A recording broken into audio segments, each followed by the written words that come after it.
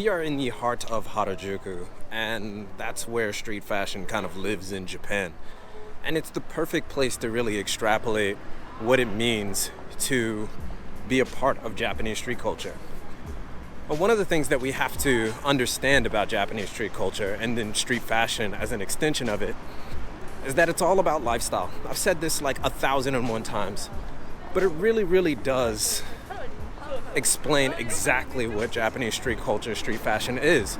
All about lifestyle, all about digging deep into what that lifestyle is and finding ways to segue that lifestyle into other lifestyles. Japan is uniquely positioned as this place where you can kind of experiment. Whereas in the West, we typically throw away any particular style if it's not in vogue and then just allow fashion to be cyclical. In Japan, those things do happen. But what ends up happening far more often is that you have people who will find a different angle to a particular lifestyle. Finding a brand or a style that is equal parts punk and equal parts sport is not something that is abnormal. In fact, it's more normal than abnormal. And so these are the pockets that we have to understand. These are the things that we have to come to grips with. And it's not just copying, it's exploring just a little bit more.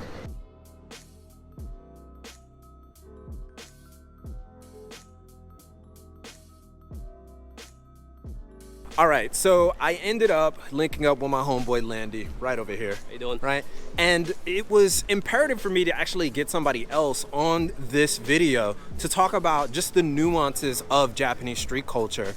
And not only just the clothes, right? Because quite often we talk a lot about the clothes on the channel, and it's more of an introduction because the clothes aren't just it.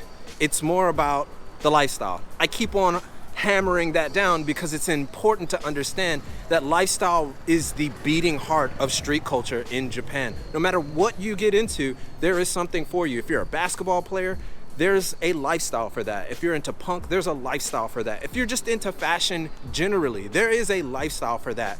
And it's up to you. It's incumbent upon you to search for those things while you're in Japan and actually respect it. So if you mind telling us, Landy, about just kind of where it all comes from. What's the nuance of Japanese street fashion and street culture? Well, now I feel like I'm being put on the spot, but I think I'm not going to position myself as an expert on anything right now. This is just my personal observation, being one, Asian, and two, living in Japan for a number of years, and just three, being a fan of Japanese street culture and street fashion, of how they take certain elements, I would say, of Western culture and lifestyle and reinterpret it in a Japanese way. Culturally, it goes much deeper than that. This is something that's not new to Japanese culture in terms of taking influences from the outside, reinterpreting it and making their own culture. Oop, there's a car coming this way, so step it to the side. It's all good. But, from in terms of a history standpoint, if you think about the country of Japan, their biggest influence was actually China and their early development of the country of itself, whether it was the culture, the food, the writing system.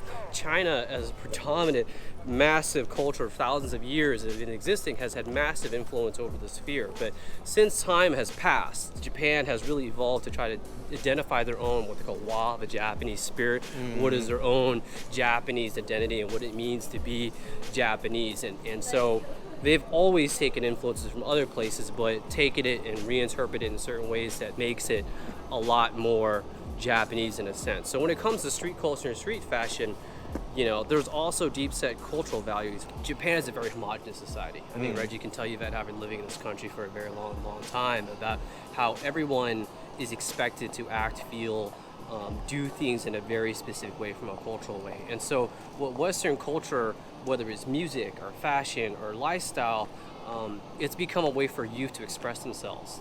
And it becomes very tribal. It's like, if we're all the same here in Japan, how can I express my own personal identity? And I'll do that through the lens of Western culture. So it doesn't matter if you're like punk rock music or into rockabilly or even those Lolita girls that you see walking around Harajuku back in the day, or skate or hip hop. They'll take something and they'll just deep dive into it. Something it's like, oh, I really like hip hop dance, or I really like b-boy. They'll just spend hours learning b-boy dance. They may not also necessarily understand the full deeper meaning of it sometimes. Sometimes it's just surface level. I'm sure you've seen it as a dancer, but other times you can see they really put their heart and soul into it. Right. But they want to also look at how they can reinterpret it in a kind of a Japanese way. One of the great things about America is that we are able to take pretty much everybody's culture and make it a part of our own. Yeah. Right? And to see me coming over here and trying to give you more of this idea of Japanese fashion or Japanese street culture. The reason why I'm doing it is because nobody knows about it. Yeah. Nobody talks about it in this kind of format. Why do you think like people just don't talk about it? Is it just a sense of they don't have access to it, or they're just not willing to go deeper into it, or is it just inaccessible, or if I can't buy it, I'm just not going to talk about it?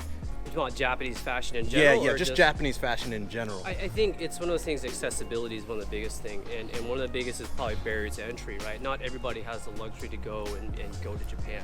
Until you go to Japan and see how people dress, I think that's one of, like, for example, the biggest examples of when you come to Japan, you're like, damn, everybody's dripped out. Like, right. Like their styles are crazy. And then, like I said, how Japanese people take elements of Western culture and then turn it to like the max, you know? Like you see so much of that here in Harajuku and Shibuya and other areas. Like it's mind-blowing of how they look and see things differently than we would, right? It's much deeper how Japanese people look at when they're buying product. Because some people, like Western-wise, they might be like, I'm just buying clothes, but people in Japan, they look at every like detail, the thread count, the field, the fabric, construction, and then all that kind of stuff. So if you don't really come here, you may not fully understand it till, you can read as many blogs and learn about the culture and watch documentaries and stuff like that and watch videos like yours, but until you come and see it for your own eyes, I think firsthand experience really makes a big difference in terms of understanding and being able to talk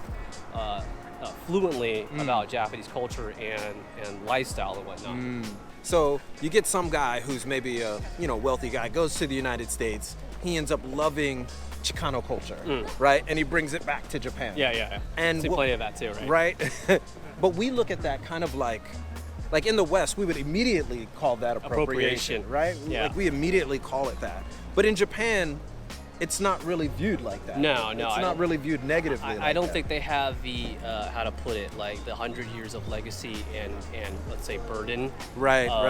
What it's like in other cultures when you appropriate something. So when sometimes incidents happen, and even Europe has been guilty of it too. Like you look at brands like Prada and Gucci recently, they put out a product that they just didn't have the same kind of baggage that maybe the United States have. So I don't know. Sometimes on the flip side, right? I think you always see stories that people get mad at like Western people wearing kimonos, and on social media, like, why are you wearing a kimono? And then you ask a Japanese person, they're like, oh, that's great. They're showcasing our culture. We like that. It's a different mentality and attitude, and I think that has a lot to do with, again, the legacy, the burden, and again, America does have a long history of minority culture being exploited by the majority for their own benefit. It doesn't matter if it's rock and roll music, for example, or other things like that, right? Like it's just black culture, for example, has been widely mined for popular culture for the masses for a very, very long time. We do see a lot of that. I used to sell, it sounds like a dude on Canal Street, but I used to sell like hip hop mixtapes sometimes, like hip hop mixtapes, and I go and see someone wearing the hip hop thing like back in the early 2000s. But yo, man, you want to like listen to hip hop? I got some mixtapes. And in Japan and Hong Kong, they'd be like, oh, like they didn't. They just like the style. So there is that surface level element to it, but there's also a large swath of Japanese people that just like deep dive into the culture too and become like encyclopedias. I think it's from respect. Right. Everyone got mad at Jeremy Lin, right, when he got those dreads. I don't know. Did you get mad about that? No, I don't. Yeah. But see, I don't. But like, I'm in a different kind of, in a different category. Like, I live here now. Yeah. Right. So for me, living in a different country, and this is the one thing that I'll definitely say, living in a different country, especially if you kind of have a very absolute worldview, like it changes the game. Oh yeah, for sure. Because then you have to start. You learn a little bit more about yourself. Perspective. Well, it can do either one, open up your perspective, which it absolutely do because you're living in another country. Yeah. But I think the other thing that it does is it gives you a sense of who you are. Like, right? Like, because you may have your perspective might be open, but you might be like, I don't like that it opened it like that. Like, I don't appreciate me knowing this, and it's changing my worldview so much that it's uncomfortable. Right, I've seen people. That happens to a lot of people in Japan. Right. Because Japan is so different. Right. Yeah. Like I've had tons of friends who've lived in Japan, and say, I gotta go back. Right. Like black, white doesn't matter. They're like, I gotta go back because it's too intense for them. It's too intense of a change. I think from Japanese people, just Japanese culture in general, it's never feels like an issue of malice or monetary. It's just like a fascination, right? Right. Brands like Neighborhood, right? They started out being fascinated with just like biker rebel culture, and you know, Goro's was Native American culture, and like Wacko Maria is like Latino elements and culture there. So like all of those elements, like it was more of an element of just like fascination where they take it and they interpret it kind of their own way. With that, I tell you, thank you, Landy. Thank you for coming through, man. I really appreciate you explaining everything. Just my personal opinion. I'm not an expert. This is just us. Just an observation. Just shooting the shit. Just an observation. Yeah. Just so we can get somebody else in here to kind of like give you their viewpoint, what they've kind of been. Landy's been here for quite some time, so he's kind of seen the landscape pretty much as I have. And just to get somebody else's perspective is always good. In any case, I want you guys to keep it locked right here all the time for all of your info in international street fashion and culture. We're going to be doing more and more stuff like this, talking to individuals, talking to people like Landy, so you guys can get like different views, not just mine, because my view is my view, but you definitely need to see it from other people. Do me a favor though, tell me some other things in the comments, ask some questions, other things that you want to uncover about street culture. It doesn't have to be just Japanese, just anything. Like, what are some things that you want to know about? What are some things that you think that we can expand upon? All of that good stuff. Make sure you give a thumbs up if you like this video. Follow on Instagram for the latest out of Japan. But most importantly, keep it locked right here for all of your info on international street fashion and culture. From Tokyo, it's your boy, and keep it casual. Yoroshiku onegaishimasu. And I will see you guys in a minute. No Japanese lesson today because I'm out and about and I don't want to embarrass myself. Anyway, I'll talk to you guys in a minute.